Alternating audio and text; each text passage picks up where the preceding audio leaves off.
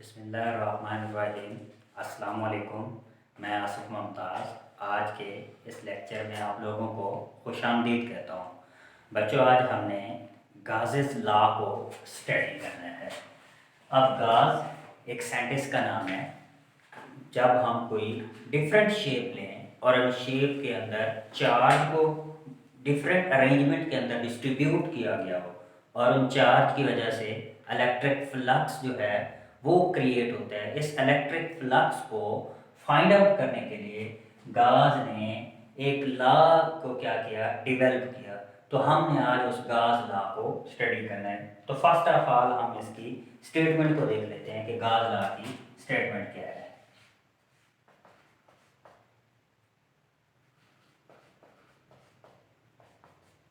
देखें, गाज ने ये कहा द फ्लक्स, क्योंकि हमने कहा कि गाज ने क्या किया, फ्लक्स फाइंड आउट किया। द फ्लक्स, कौन सा flux? Electric flux. The flux through any close surface, और वो सरफेस हमने कौन सी लेनी है? क्लोज सरफेस लेनी है। The flux through any close surface around the charge is equal to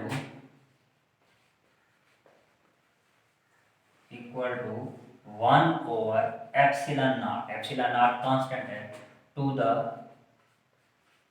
total charge enclosed by this surface।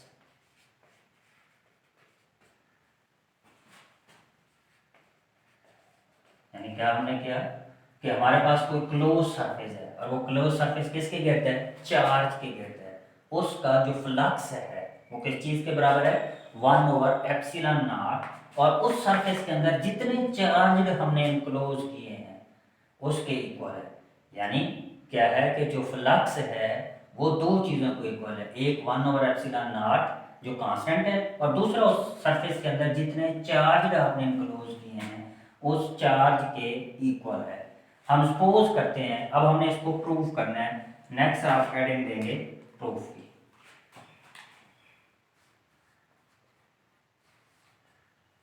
हम क्या करते हैं कि एक क्लोज सरफेस कंसीडर करते हैं। ये सपोज के मैंने एक क्लोज सरफेस कंसीडर करनी है और इस क्लोज सरफेस के अंदर n चार्जेस हैं। अब पहला चार्ज सपोज Q1 है, सेकंड चार्ज Q2 है, Q3 है, Q4 है, सो ऑन चलते चलते हमने इस बॉडी के अंदर टोटल n चार्जेस जो है वो कंसीडर किए हैं। आप लोग जानते हैं कि हर चार्ज की वजह से अलग-अलग उसका फील्ड पैदा होगा, और फील्ड किस वजह से पैदा होगा? फील्ड लाइन की वजह से। और इन नंबर ऑफ फील्ड लाइंस को हम क्या बोलते हैं? Electric flux. इट मीन कि हर चार्ज का डिफरेंट फ्लक्स होगा।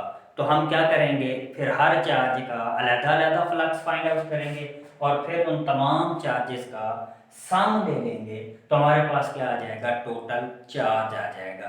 तो इस टोटल सरफेस का चार्ज फाइंड आउट करने के लिए अब हमें क्या करना पड़ेगा? हर चार्ज का अलग-अलग सेपरेट हम क्या फाइंड आउट करेंगे? फ्लक्स फाइंड आउट करेंगे। तो इस डायग्राम को आपने एक्सप्लेन करना है। तो कैसे एक्सप्लेन करेंगे? We consider a close surface. हमने एक क्लोज सरफेस कंसीडर की, enclosing a charge Q1, Q2, Q3 and Qn। Then we find the total flux. तो टोटल फ्लक्स किस चीज के बराबर होगा? फाई टोटल के बराबर होगा। और वो किस चीज के बराबर आ जाएगा?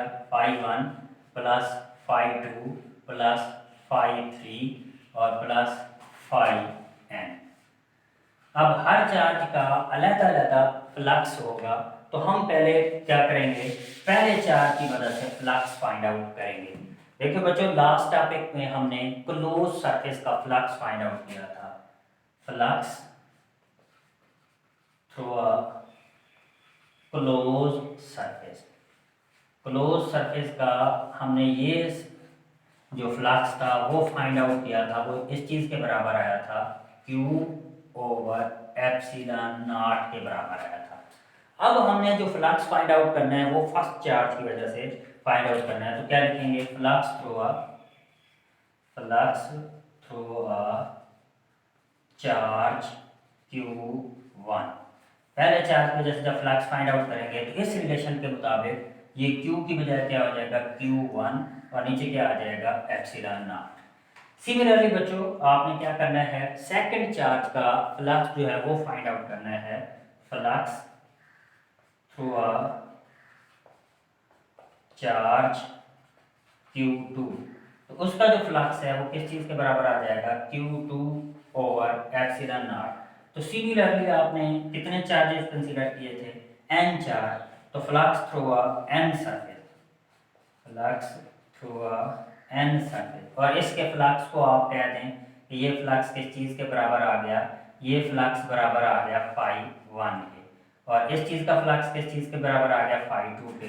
तो flux through a charge Qn, और इसके फ्लक्स को हम क्या कह देंगे, φn, और वो किस चीज के बराबर आ जाएगा, Qn ओवर एप्सिलॉन नॉट। अब φ1 भी आ गया, φ2 भी आ गया, φn भी आ गया। तो इन तमाम का हम क्या ले लेंगे, सम ले लेंगे। इस रिलेशन में हम वैल्यूज को पुट कर देंगे। तो यहाँ पे जब आप वैल्यूज को पुट करेंगे तो किस चीज के बराबर आ जाएगा, वो बराबर आ जाएगा φn या फाई टोटल किस चीज के बराबर आ जाएगा, फाई टोटल बराबर आ जाएगा φ1 की वैल्यू आ रही थी 1 Q1 over epsilon not plus Q2 over epsilon not plus so on Qn over epsilon not. अब इस रिलेशन में अगर आप गौर से देखें तो एक चीज हमारे पास कॉमन आ रही है। क्या चीज कॉमन आ रही है, यहाँ पे एप्सिलॉन नॉट कॉमन आ रहा है, तो एप्सिलॉन नॉट को हम कॉमन ले लेते हैं। यहाँ पे आ जाएगा 1 over epsilon not Q1 plus Q2 plus Q3 plus so on Qn। अब ये जो Q1 Q2 Q3 है, इस टोटल सरफेस का क्या आ गया, चार्ज आ गया। तो हम इस रिलेशन को फिर इस तरह भी लिख सकते हैं, 1 over epsilon not total charge enclosed by the surface। और इस टोटल चार्ज को हम किससे रिप्रेजेंट करेंगे, इस टोटल चार्ज को हम रिप्रेजेंट करेंगे कैपिटल Q से। तो यानी हमारे पास क्या आ गया, फाई टोटल यानी फ्लक्स किस चीज के बराबर आ गया, गाउस लॉ के मुताबिक 1 over epsilon not into Q। और यही चीज हमने प्रूव करनी थी। हमने ये बात की थी the flux through a close surface is equal to 1 over epsilon not into Q। तो ये हमने गाउस लॉ को क्या कर दिया है, प्रूव कर दिया है। नेक्स्ट बच्चों हमने गाउस लॉ की एप्लीकेशन को स्टार्ट करना है। Application of Gauss's law।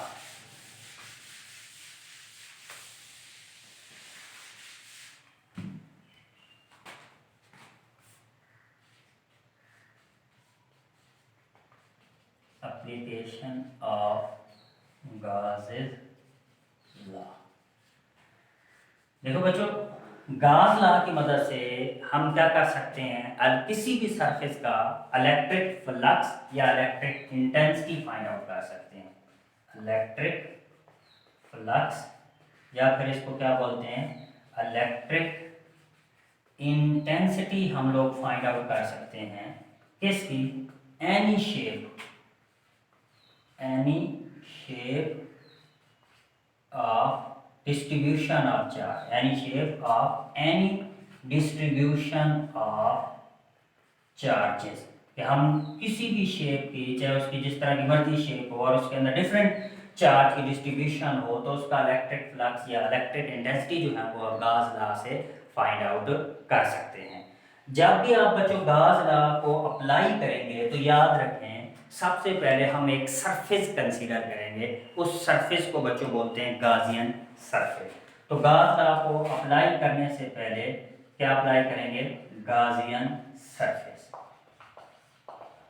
अब आपको इस गाजियन सरफेस का पता होना चाहिए कि ये गाजियन सरफेस क्या होती है। देखिए हमारे पास कोई चार्ज है, ये कोई चार्ज ले लिया, वो पॉजिटिव या नेगेटिव कोई चार्ज हो सकता है। इस चार्ज के गिर्द कोई इमेजिनरी सरफेस, इस चार्ज के गेज कोई क्लोज जो इमेजिनरी सरफेस होगी उसको हम क्या बोलेंगे, गाउसियन सरफेस। यानी हम यूं कहेंगे an imaginary closed surface around the charge, an imaginary closed surface around the charge is called the Gaussian surface। तो किसी भी चार्ज के इर्द गिर्द जो इमेजिनरी सरफेस होगी उसको हम क्या कहेंगे, गाउसियन सरफेस कहेंगे। तो जब भी हमने कहा कि हम गाज लॉ की मदद से क्या फाइंड आउट कर सकते हैं, इलेक्ट्रिक फ्लक्स। तो जब भी आपने इलेक्ट्रिक फ्लक्स फाइंड आउट करना होगा तो चंद पॉइंट आपने अपने जहन में रखने हैं। वो कौन से पॉइंट है, अब हम पॉइंट को देख लेते हैं कि इलेक्ट्रिक फ्लक्स को फाइंड आउट करने के लिए आपने कुछ पॉइंट्स अपने माइंड में रखने हैं। फर्स्ट पॉइंट ये है कि पहला काम आपने क्या करना है, गाउसियन सरफेस फाइंड आउट करनी है। जिस जगह का आपने फ्लक्स फाइंड आउट करना है, पहला काम क्या करना है, गाउसियन सरफेस जो है वो आपने क्या करनी है, कंसीडर करनी है फर्स्ट स्टेप में। और सेकंड स्टेप में आपने क्या करना है कि आपने चार्ज इनक्लोज करना है कि उस गाउसियन सरफेस के अंदर जो चार्ज इनक्लोज्ड किया था उस चार्ज को क्या करेंगे, charge enclose in the Gaussian surface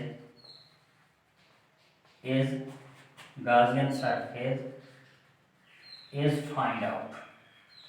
यानी क्या करना है कि उस गाउसियन सरफेस के अंदर जो चार्ज इनक्लोज्ड किया है उस चार्ज को देखेंगे क्या है, वो पॉजिटिव चार्ज है, नेगेटिव चार्ज है, स्ट्रॉन्ग चार्ज है या वीक चार्ज है।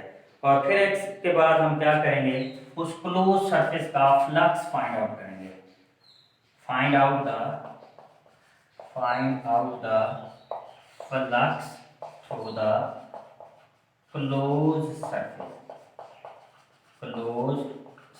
उस क्लोज सरफेस का क्या फाइंड आउट करेंगे, फ्लक्स। पहले स्टेप में चार्ज के सराउंडिंग में कोई इमेजिनरी सरफेस कंसीडर करेंगे, उसको गाउसियन सरफेस कहते हैं। दूसरे स्टेप में इस सरफेस के अंदर चार्ज कौन सा क्लोज किया हुआ है उस चार्ज को फाइंड आउट करेंगे। तीसरे स्टेप में उस चार्ज की मदद से कितना फ्लक्स प्रोड्यूस हो रहा है, कितनी फील्ड लाइन पास हो रही है, कितना फ्लक्स प्रोड्यूस हो रहा है, वो फ्लक्स हम लोगों ने फाइंड आउट करना है। और फोर्थ स्टेप में हमने क्या करना है, गाज लॉ को अप्लाई करना है। Apply the Gauss's law. तो ये चार स्टेप आपने बच्चों अपने माइंड में रखने हैं। तो नेक्स्ट लेक्चर में हम इसकी फर्स्ट एप्लीकेशन को स्टार्ट करेंगे। तब तक के लिए अपना बहुत ज़्यादा ख्याल रखिएगा।